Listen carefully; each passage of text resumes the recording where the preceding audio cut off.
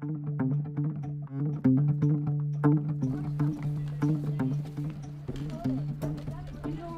going to do that dua one more time. Okay, so we practice it. And I want to hear nice and loud and clear. Okay? And we're going to try and memorize it. Yes? Okay, so repeat after me.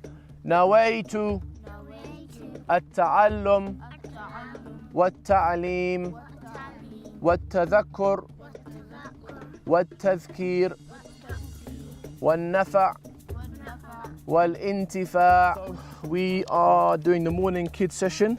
We're teaching everyone the dua of intention and the warm-up exercises.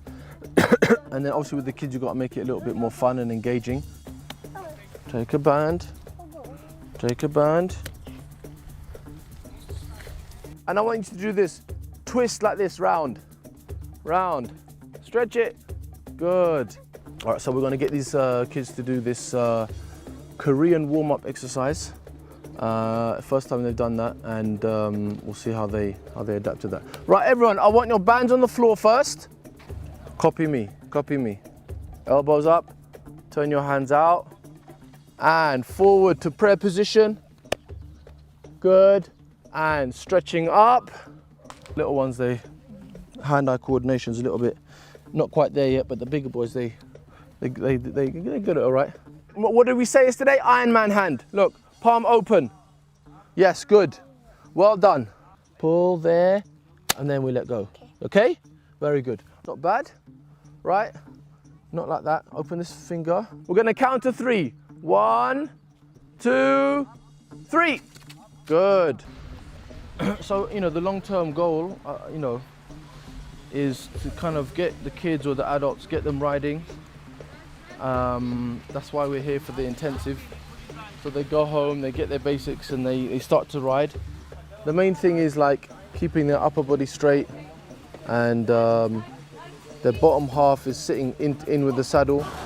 You see good, he's got this good hip movement there, yeah? And he's moving up and down, but he's got to be careful. See, he's pulling the horse and he's stopping it. So the sooner that they can ride when they're young, the sooner they get over the fear of the horse. Because if you look how small the rider is and how big the horse is, it can be quite daunting for kids, you know. Zainab, she's there, she's starting to move now. There, she's starting to kind of bob up and down a little bit. Esoteric side, let's look at Shintoism or Buddhism. For them, it's not about hitting the target per se. And for them, they say the first target you're hitting is not the target there, it's the target here. You've got to hit. So for them, it's like basically they're trying to deal with their nafs, with their ego. My body's getting battered, man. You know, I've got like bruises here on my legs, yeah, from the BJJ where people are digging in those elbows. So now we've got to do, we start off like we do with all the sessions with the dua of intention, the hadith, Korean warm-up, and then we're going to work a little bit more on the bands. On the authority of Uqba bin Amir radiallahu anhu, I heard the Holy Prophet sallallahu alaihi wasallam say, indeed, with one arrow, Allah Almighty will admit 3 individuals to paradise. The maker of the arrow who fashions it with good intent, the archer who shoots the arrow, and the person who gathers it up after it's been shot. This hand never moves away from the flats, so don't let it come here. Where's your target? Your target's there. That stays there. It gets you into the right posture, right position, where your hands need to be, where your eyes need to be, where your elbows need to be. So I think all that's a good necessary preamble before you can actually take the bows and arrows and do any effective archery. So it's good, it's brand new, mashallah, it's interesting. So arms goes east to west, knees bent, and just get a nice flow. A nice, smooth flow. Arms should be fully stretched. Back straight, that's it. Breath in and let it all out. Shh. Hands behind. So you can see here, he's training stance, he's training arms, he's training upper body, he's training horse position. This guy's just getting a little kind of massage, or he's being relaxed. Pulling, chin, yeah, good positioning. Get this tighter on there. Yeah, nice and straight. Fist forward. Yeah, nice. Hold position. On the chin, on the corner of the chin, elbow back. Keep exhaling, nice and still. Huck! Yeah. Because one of the things I noticed about myself, because even, you know, when you're just grabbing a bow, you don't know how you're grabbing the ball. Right. And nobody's really telling you. You're trying to do like this to make sure it doesn't smack your arm. You're doing what you think is correct, and you're getting hair, and you're making a lot of little mistakes. And what I find, like even just in this drill alone, keeping shoulder level. That's right. I'm thinking to myself, wow, you know, everything is just straight. Yeah, alignment. Because bow, I never could understand why my arrows are going low. Yeah. But it's because my arm was low. Right. You know, in martial arts, when you line up, you have a straight shot, you get full power. You know, you come in from the side, you just glance. You know, but you come in straight, you're gonna get full effect. It's really amazing because, you know, we're going through breathing drills that apply towards the archery and shooting. Also doing drills, even with these little bands here. It kind of gives you a realistic view as to, well, somewhat realistic view as to the type of pull and feel that you're going to have when you're shooting a bow. So that's really great. You know, and I really love the fact that, you know, he's really, you know, taking his time with this. I mean, he's helping us understand the art portion of this, and even some point, to some degree, some spiritual aspects of it. You know, in terms of, you know, the breathing, with saying, you know, like who, hak, when we let go, when we release. This is the cool down. So I didn't see them when they were riding, but to slowly get used to, the horse can get used to it slowly. The horse that I rode previously, he passed away last year. If the horse was here, then it wouldn't be a problem. I could get on the horse and re-establish, you know, the horse archery with the horse. But you know, they want to see if I can ride, which is absolutely fine. I want to get on the horse later and just go around the track. Bismillah, subhanallah, sakhara lana hadha wa ma kunna lahu muqrinin wa inna ila rabbina lamunqalibun. This horse seems fine. Just a trot now. Get used to the horse.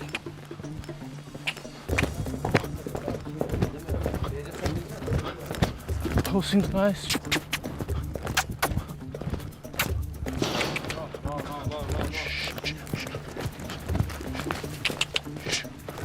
Just cooling the horse down now, letting it walk, and yeah, horse seems alright. There's nothing wrong with the horse. It's the rider. I think I need another ride tomorrow. Maybe we then start to introduce the arrow to the horse and see how it is. We'll see what they think, if they're happy with me to continue with the horse, but inshallah I think it seems okay. Seems alright. So, right, Tar, come on.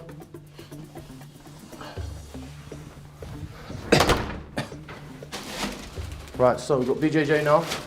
Just finished afternoon archery, summer archery is done for the day, and came back, quickly changed, ready for the next part of the day, the next skill, the next craft, coming to Master Nisar, the BJJ. So we're going to level, what level is it, Taha? Okay, this is Taha.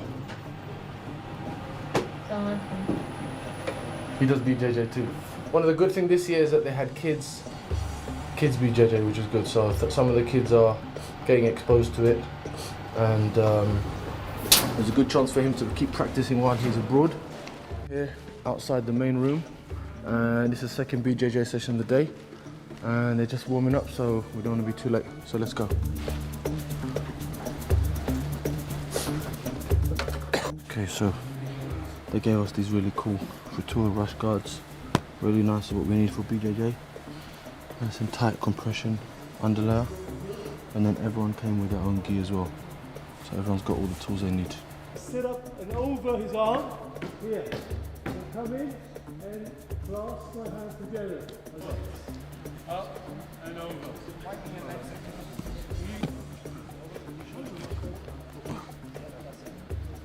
Now it's a passing drill. I'm trying to pass the guard. That's a little bit funky because I want to have my head between his legs. Okay?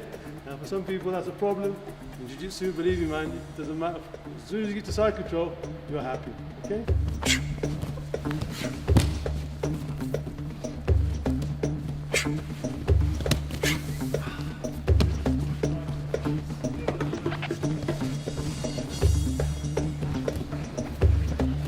Good contact, good pressure.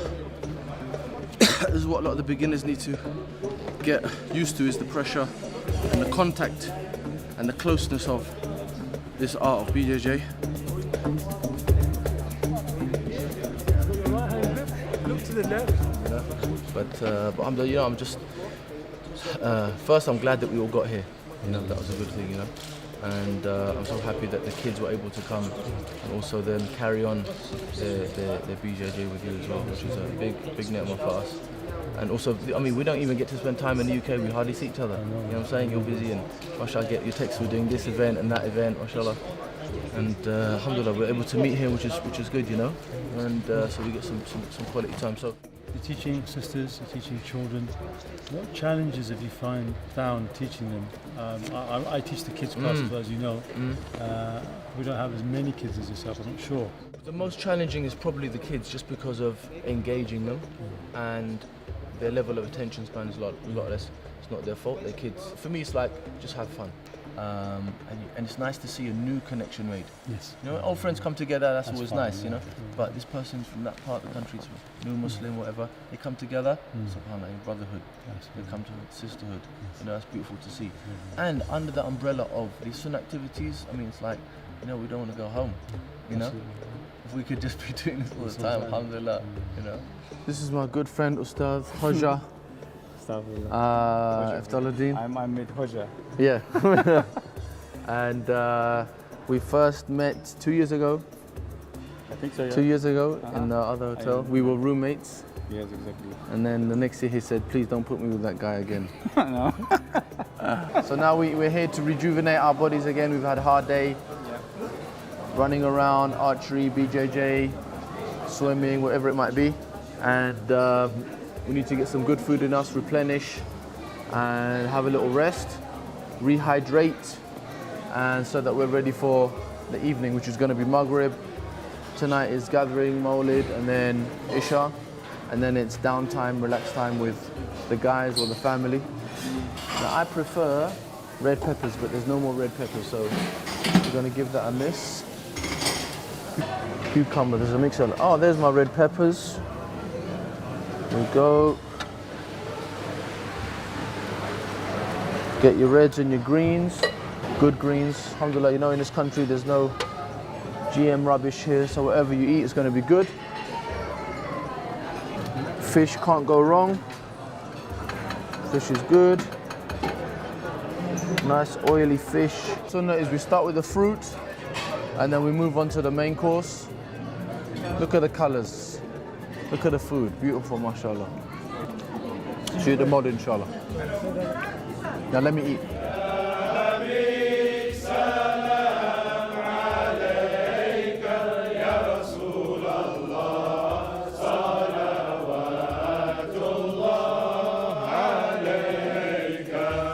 Whenever we come to the retreat, Sheikh Ibrahim always makes sure that he continues with the practice of Mawlid on Thursday night, wherever we are. And what I like about that is it's kind of a break from the lessons for people. You know, it's a refreshment for the souls, and it's an intensive day. SubhanAllah, you know, it's like 6-7 sessions a day. And it's just, you know, the only explanation is, you know, it's just tawfiq from Allah that He gives us energy to be able to get through this. You know, at home I'm like, you know, a 2-hour class or 2 sessions a day, and that's it for me. I'm tired. But alhamdulillah, I love it. I wouldn't want to be anywhere else. MashaAllah.